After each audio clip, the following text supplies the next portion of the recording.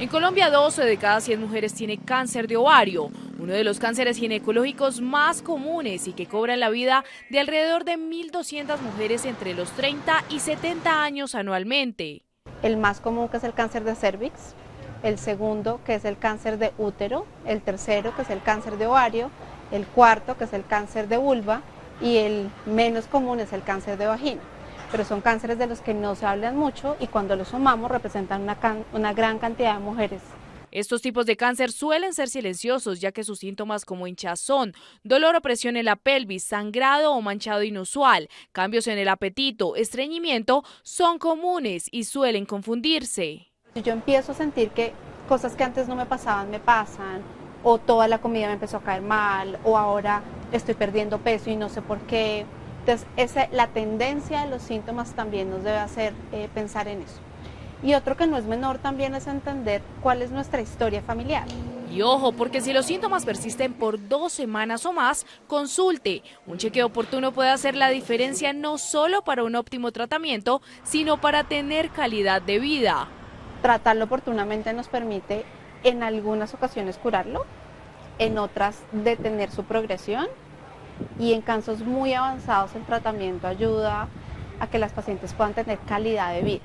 Y en cuanto al tratamiento, alrededor del 70% de las pacientes necesitan cirugía, ese es un número importante, pero cuando pensamos en cuál es la cantidad de mujeres que sobreviven a los 5 años a cáncer de ovario, es solo el 30%.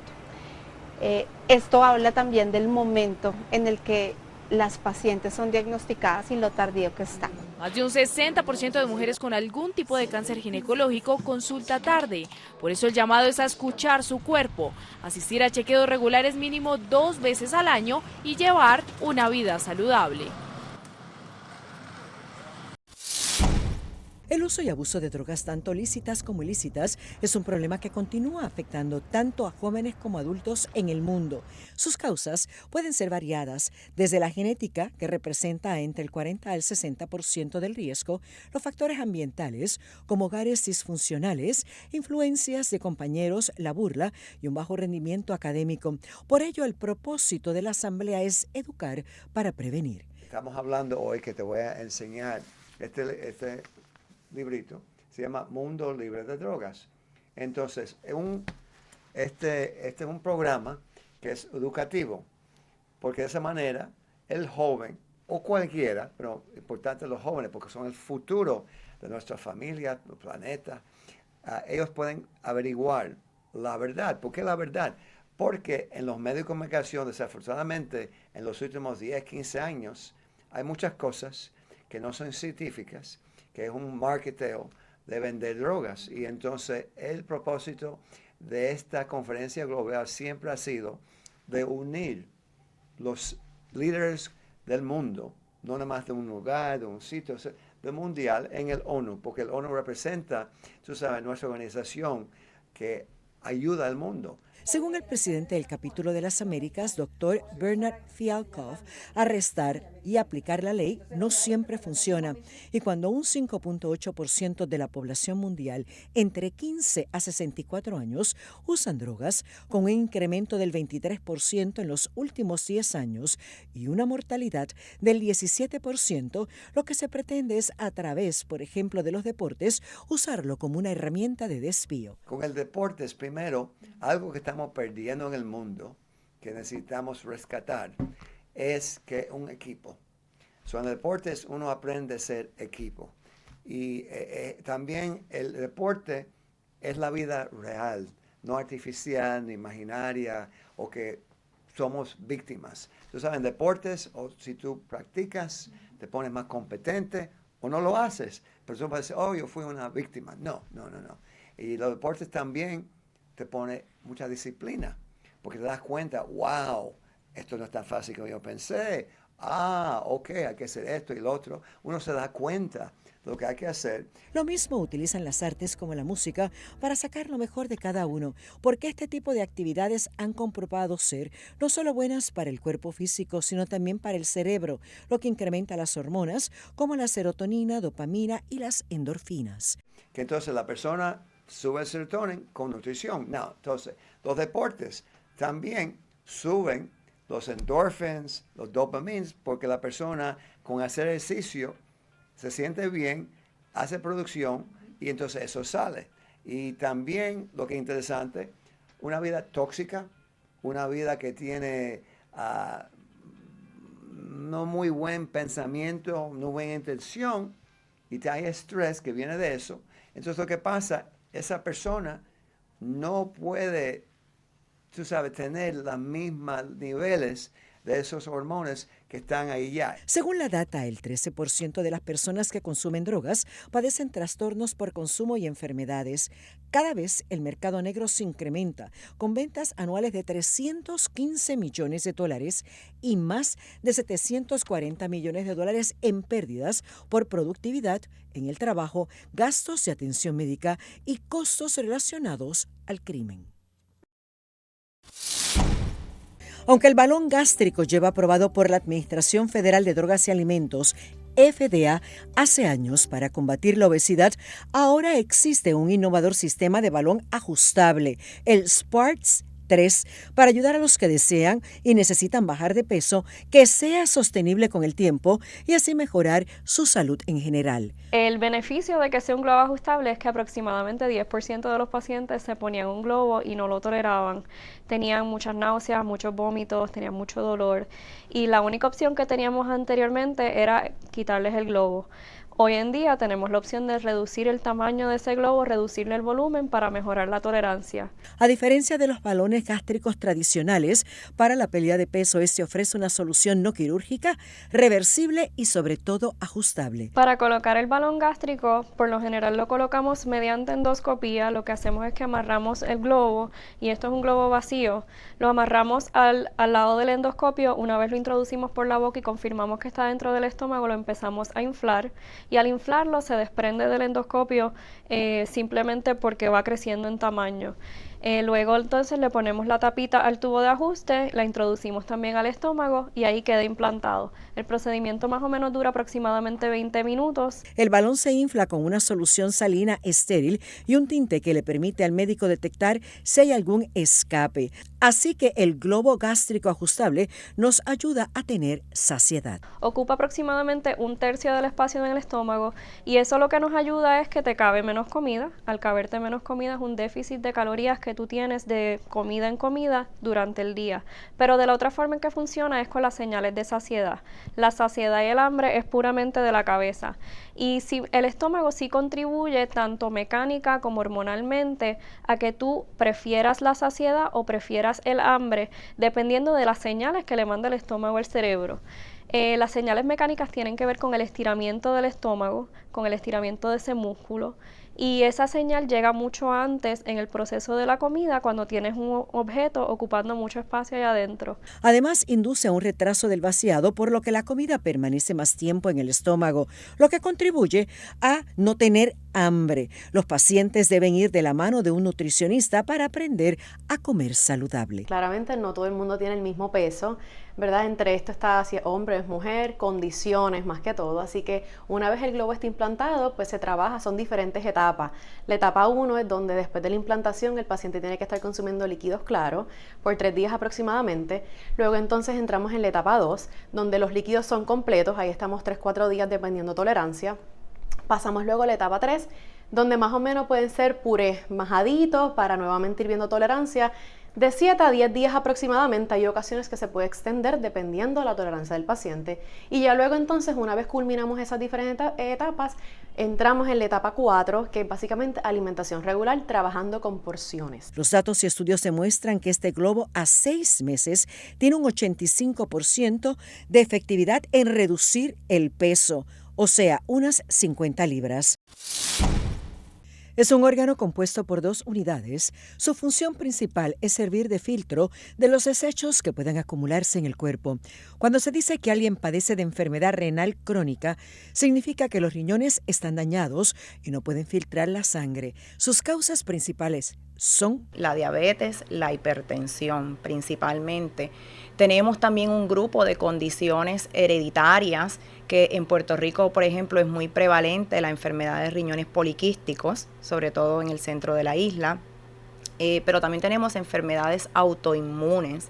y dentro de esas pues tenemos muy comúnmente el lupus, por ejemplo, y un grupo de condiciones que se llaman glomerulonefritis, que son enfermedades que se originan en los filtros algo daña los filtros del riñón, y entonces secundariamente causa enfermedad renal. La enfermedad renal crónica, o mejor conocida como insuficiencia renal, puede presentar síntomas con el paso del tiempo, como disminución del volumen de orina, retención de líquido, falta de aire, fatiga, debilidad, náuseas, entre otras. Esta enfermedad casi siempre ocurre junto a otra condición, pero hay otros factores de riesgo. Aumento en la prevalencia que tenemos de síndrome metabólico, la obesidad, el tabaquismo, son factores que también se asocian con un riesgo aumentado de desarrollar enfermedad renal. Algunos medicamentos, el uso indiscriminado de medicamentos y el uso indiscriminado de sustancias, ¿verdad? Algunas drogas recreativas, pues también aumentan el riesgo de enfermedad renal. La insuficiencia renal aguda puede traer serias complicaciones, por ello es importante dar ese seguimiento médico antes de llegar a ser candidato a trasplante. No tenemos que estar en un tratamiento de reemplazo de función renal, es decir, diálisis, para poder ser evaluados y entrar a una lista de trasplante y llegar a ser trasplantado.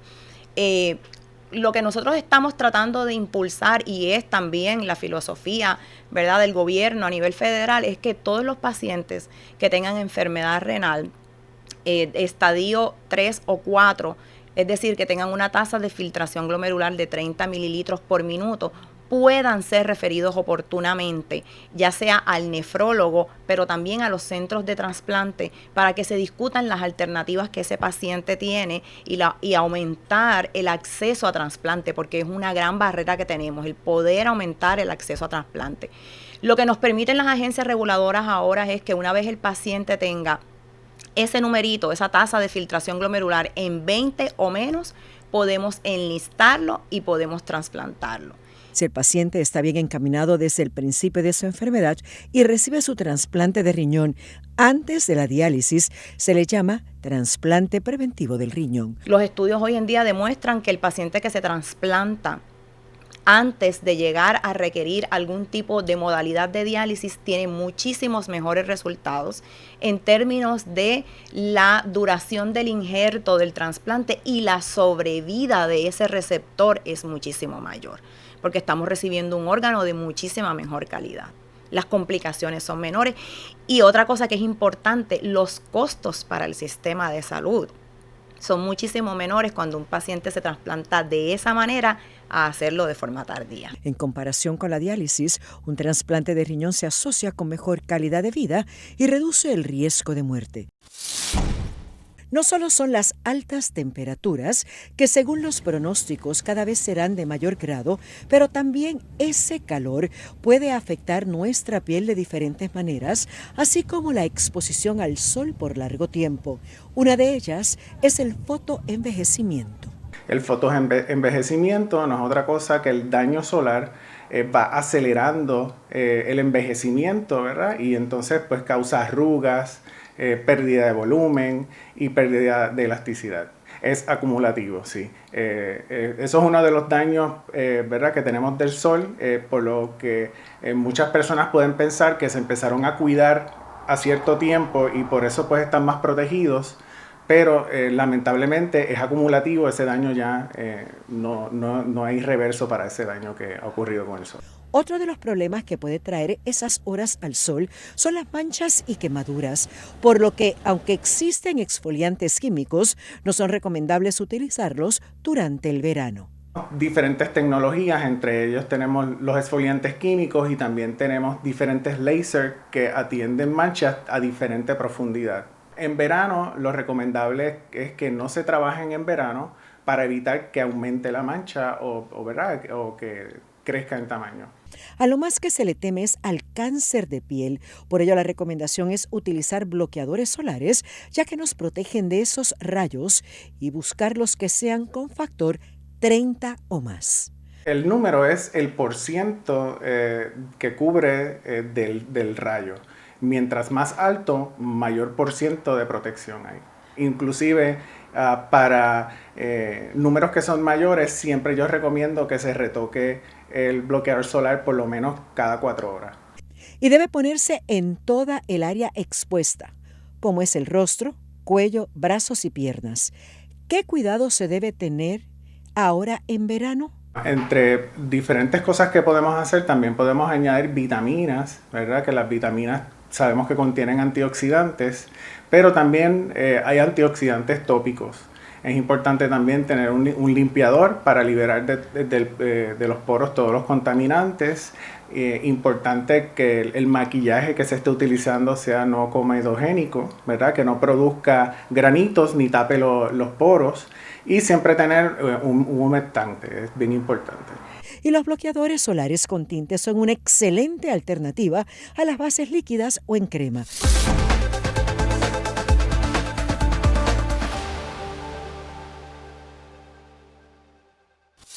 Continúen con la buena programación que tenemos en Telearuba. Nos volvemos a ver en una próxima emisión.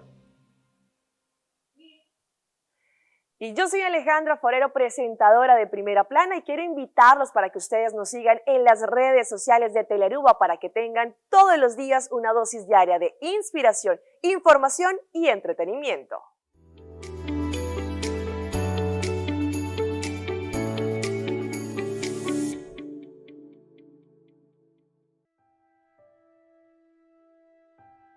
Obi gente te quiere, cultura cacho también es un cos.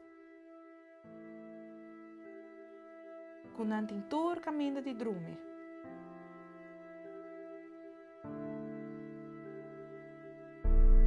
Inam por hunga unda kuta.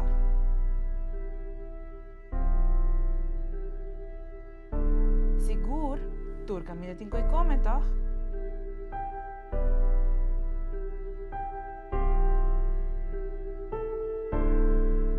Pero realidad ta hopileu.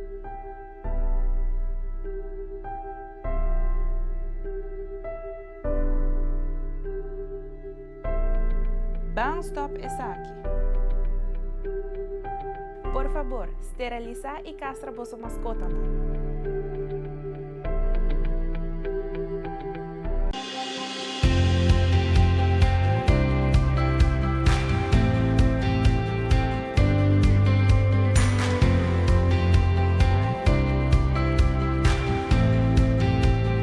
Nós mainta turja luna de aranção e de bierna de nuevor para de sonori mainta. Síguenos riba YouTube di Telearuba. Telearuba, bo planta nacional. Salud. Salud.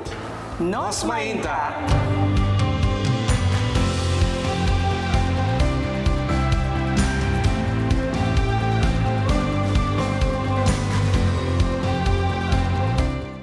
Hasta aquí nuestra información por el día de hoy. De parte de todo nuestro equipo de trabajo, les agradecemos como siempre por su fiel sintonía. Continúen con la buena programación en Telearuba. Nos volvemos a ver en una próxima emisión. 3, 2, 1, clear. Mi nombre es Jerica Benítez, trabajo en el departamento de Telenoticia, en el área de Primera Plana. Recuerda seguirnos en nuestras redes sociales porque tu opinión es muy importante para nosotros y queremos saber qué te gustaría mirar.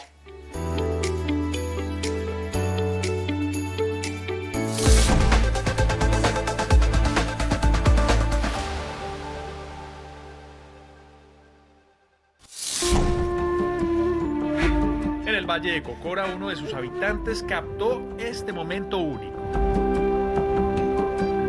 La visita del cóndor de los Andes para sus baños ha sido registrada varias veces.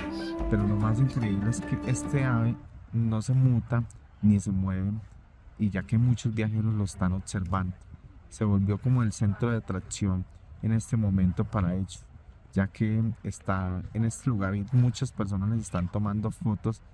De acuerdo con los registros de la Corporación Autónoma Regional del Quindío, desde 2016, el cóndor se ha estado avistando gracias a un programa nacional en el que 6 individuos de esta especie se ubicaron sobre la cordillera de los Andes. 5 de ellos tienen telemetría y específicamente este que está en este sector, pues no se dejó colocar esa telemetría en su momento después de ese estudio que se hizo. Para proteger al cóndor, la resolución 387 de la corporación determina varias restricciones. No vuelo de drones, no parapentes, no cebaderos, básicamente, y no acercamientos de las personas por menos de 500 metros. Las autoridades agregaron que hasta el momento se desconoce si hay más ejemplares de la especie y si hay parejas consolidadas que estén en proceso de apareamiento para repoblarse en el Parque Nacional de los Nevados.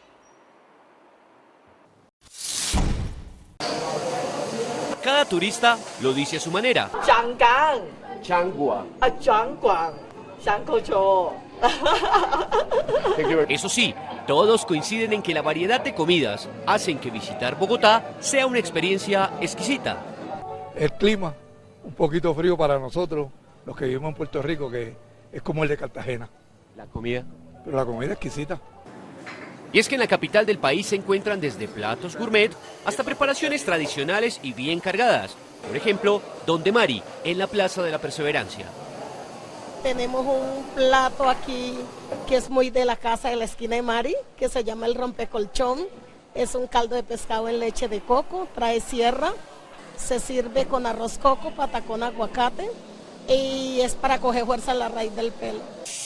La investigación Viajeros en Bogotá en 2023 del Observatorio de Turismo de la capital, con más de 74.000 encuestados, revela un aumento en el número de turistas el año pasado, donde más de 1.300.000 turistas llegaron del extranjero, principalmente de Estados Unidos, Ecuador y Perú, y más de 10.900.000 de otras partes del país.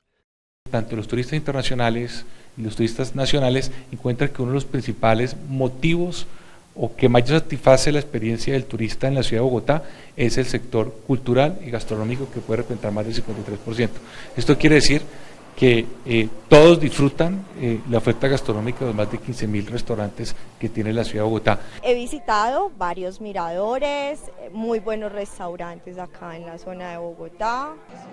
Según el estudio, para alojarse, los extranjeros en su mayoría optaron por hoteles, los nacionales por casas de amigos y familiares. Además, entre alimentación, transporte, alojamiento y entretenimiento, en promedio el turista extranjero gastó más de 1.100.000 pesos diarios, mientras que el turista nacional 130.000 pesos. El año pasado calculamos que le dejaron estos gastos 9.7 billones a la ciudad de Bogotá, de los cuales los internacionales contribuyeron con 5.7 billones y 4 billones los turistas nacionales. Cifras que develan la importancia que tiene el turismo para la ciudad, y ya sea por los lugares, por su gente, un buen caldo, un ajiaco o un rompecolchón donde Mari, los turistas quieran regresar a Bogotá. Es maravillosa, me encanta mucho. Ubicada en el barrio barcelonés de Gracia y construida entre 1883 y 1885, Casa Vicens fue la primera obra maestra realizada por Antoni Gaudí. Es una joya del modernismo en la que ya el joven arquitecto catalán desplegó su inigualable ingenio. Aunque no es tan conocida como otros edificios emblemáticos de Gaudí, cada vez llama más la atención de los turistas chinos que visitan la ciudad condal. Abrió sus puertas al público en 2017 y desde hace 6 años que se puede disfrutar de este Patrimonio Mundial UNESCO. El interés por el público asiático ha estado desde el principio del proyecto. Empezamos también con la audioguía, que la audioguía está disponible en idioma chino. Hemos continuado abriendo canales en redes sociales chinas y desde hace 2 años tenemos también visitas guiadas diarias en chino. Está situado ahora mismo en la ciudad china entre los top 10 de visitantes que tenemos y esto hace también que han incrementado las visitas y que hagamos acciones puntuales para celebrar estos días tan especiales para ellos como son la Golden Week o el Año Nuevo Chino. Empresas turísticas dedicadas exclusivamente al público asiático están creando productos específicos para los visitantes procedentes de China. Comenzamos a colaborar con Casa Vicens un poco antes de la pandemia en el año 2020 y vimos la necesidad de crear una serie de productos justamente para ofrecerlos a estos mercados. Para el visitante asiático, en especial los clientes chinos, es muy importante tener productos creados en sus propios idiomas. El desafío es acercar el arte y la cultura a estos mercados, en especial al público chino, creando una serie de productos que se adaptan a ellos. Cada vez hay más turistas chinos que vienen a Casa Vicens. Mucha gente piensa que Casa Vicens es diferente a las demás obras de Gaudí. Cuando el arquitecto diseñó esta casa tenía 31 años. Fue su primera obra y su estilo es diferente. Si quieren saber por qué es tan especial, tienen que venir a visitarla. Desde finales del siglo pasado, Gaudí ha sido un imán para el público asiático y en particular Casa Vicens destaca por su marcada influencia oriental. En ella el arquitecto fusionó diferentes estilos para forjar uno propio e inconfundible. Casa Vicens recibió en 2023 200.000 visitantes, un 58% más que en 2022 y un 22% más respecto a 2019.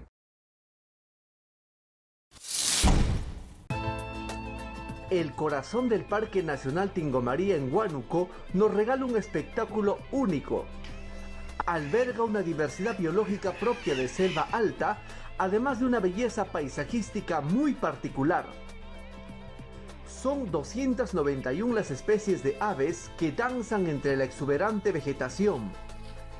Este es el lugar ideal para los amantes del avistamiento de aves, en donde destacan el gallinazo de cabeza roja, el mosquerito de vientre ocráceo, el guacamayo de cabeza azul, entre otras. El Parque Nacional Tingomaría es la segunda área natural protegida, creada en el Perú el 14 de mayo de 1965. Sus rutas de avistamiento de aves están cuidadosamente diseñadas para ofrecer experiencias únicas a los visitantes. El Parque Nacional Tingomaría cuenta con 5 sectores de avistamiento de aves. La mejor época para avistar aves es entre mayo a septiembre, octubre. Una tarea prioritaria en este lugar es el monitoreo constante de aves residentes y migratorias.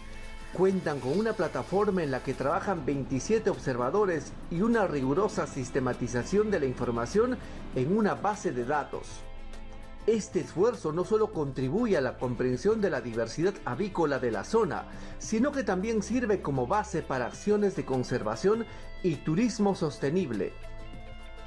Los guardaparques y la comunidad local también realizan un trabajo importante en la zona, manteniendo la vigilancia para proteger a estas aves. Con esta riqueza natural, el Perú busca consolidarse como uno de los destinos más destacados para la observación de aves a nivel mundial, aprovechando su diversidad, ya que cuenta con 1.879 especies registradas. Este esfuerzo no solo busca promover el turismo responsable, sino que también generar conciencia sobre la importancia de conservar estos ecosistemas para las futuras generaciones.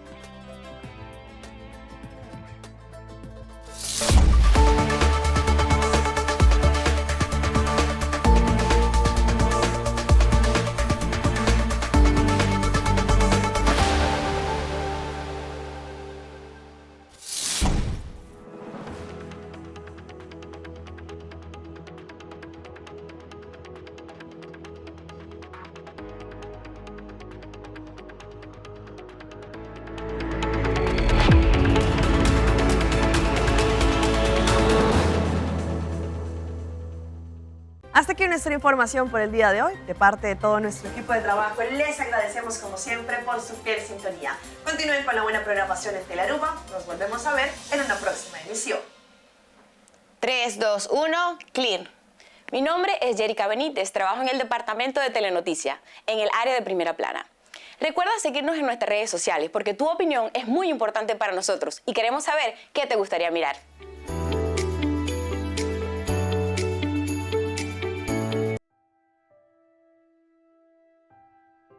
Gente te quiere, cultura cacho también es un cos.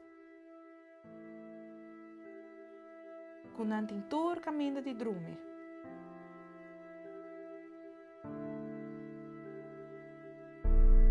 E não por uma onda kutá.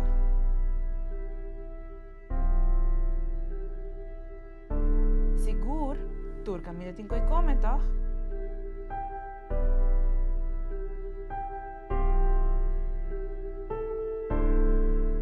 Pero en realidad está hopeleu.